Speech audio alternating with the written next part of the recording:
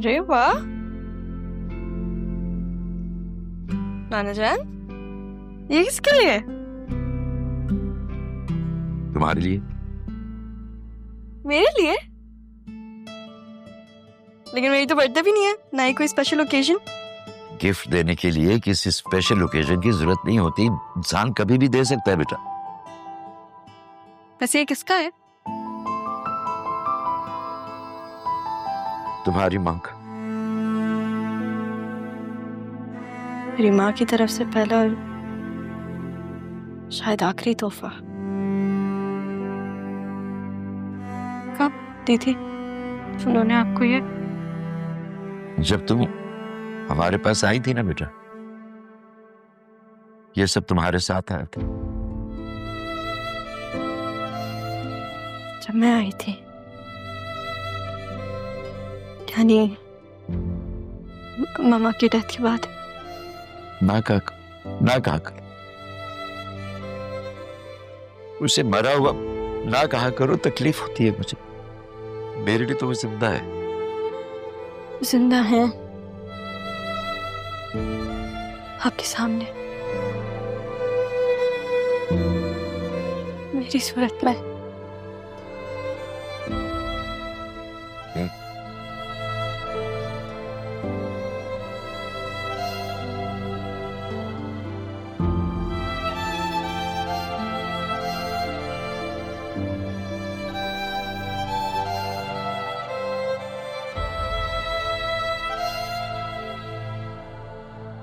वो मेरे पापा के पास, मेरे लिए इतना ही काफी। तो तुमने कभी कोशिश नहीं की मिलने की? नहीं, चिंती तो शायद रह नहीं पाती। तुम मिल लेती, वो तुम्हें माफ कर देते।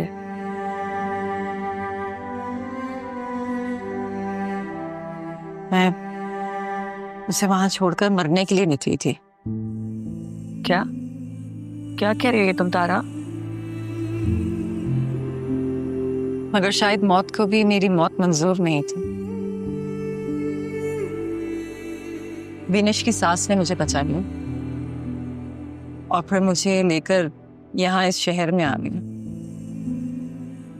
यहाँ पर ये शेल्टर होम खोला और बस तब से मैं यही है। यहाँ से कभी बाहर निकली नहीं या कभी कोशिश नहीं की तुमने निकलने की? सही कह, तुमसे बेहतर भला मुझे कौन जानता। जानूंगी क्यों नहीं, बचपन से साथ हूं मैं तुम्हारे, सब जानती हूँ तुम्हारा जज्बातीपन। और इसी जज्बातीपन ने मुझे तन्हा कर दिया। फिक्र क्यों करती हो, मैं आ गई हूं ना। ये तो है। तुम्हें पता है, मैं बीनिश से कहने गई थी कि अब मेरे कमरे में किसी और को ना भेजना, और लेकिन उससे पहले तुम आ गई। तुम तो कराची में थी ना, तो यहाँ कैसे? हाँ, फहद के जाने के बाद राशिद को मेरा दिल ही नहीं लगा कराची में। फिर राशिद ने यही पोस्टिंग करवा ली थी, बस तब से मैं यही हूँ। लेकिन मुझे पता होता ना कि तुम मेरे इतने करीब हो, तो मैं कब की यहाँ आ चुकी होती तुमसे मिलने। बस जो कहानी पेशानी पे लिखी हो वो तो पेशानी होती है। सही कहा तुमने।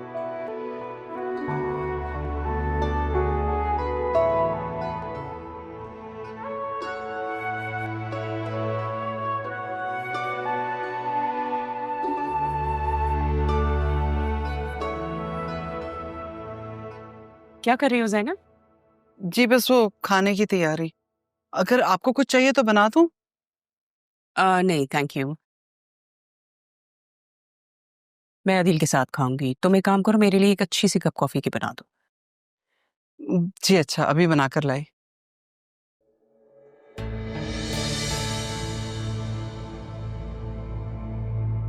ज़ैनब बात सुनो।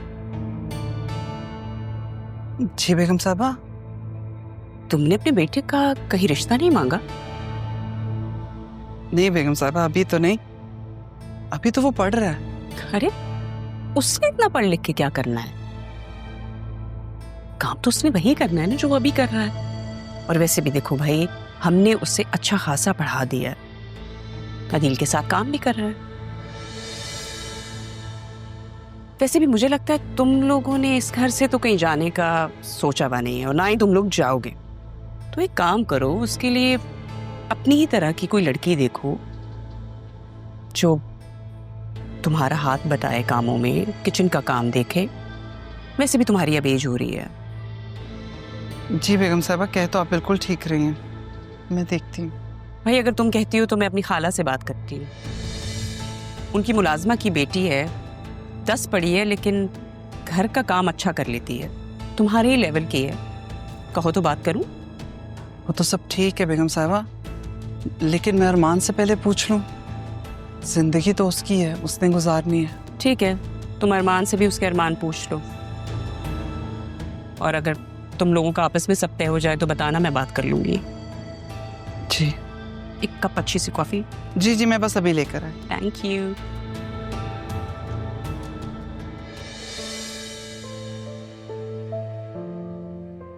ये तो बड़े साहब के एहसानात हैं जिनकी वजह से मैं आपकी सारी बातें सुन लेती हूँ।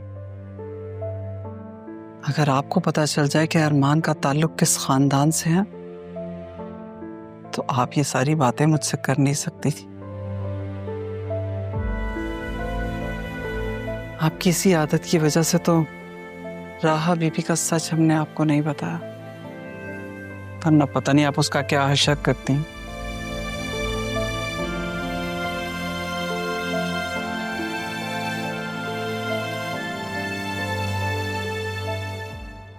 राहा,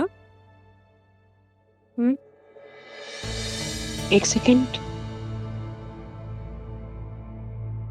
ये लॉकेट तुम्हें किसने दिया है? आप क्यों पूछ रही हैं? पूछ रही हूँ किसने दिया है, कहाँ से लाई हो? नाना जान ने दिया, और उन्होंने एक बहुत प्यारी पायल भी दिया। अच्छा। पर क्यों? डायमंड है इस पे, देखा आपने? मेरी माँ की तरफ से तोहफा है तो वो मुझे ही देंगे, आपको तो नहीं देंगे, है ना?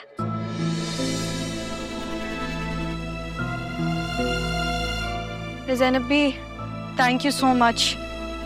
मुझे इसी चीज की क्रेविंग हो रही थी।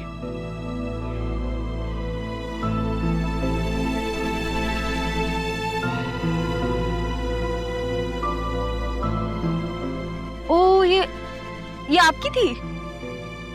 अब मेरा झूठा तो आप पिएंगी नहीं, ऑफ कोर्स, है ना? ज़ैनब भी, आप इनके लिए कॉल बना दें। और कुछ पूछना है आपने? मैं जाऊं?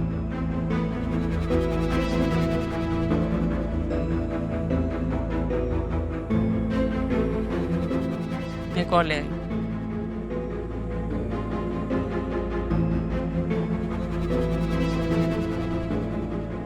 इंटरेस्टिंग।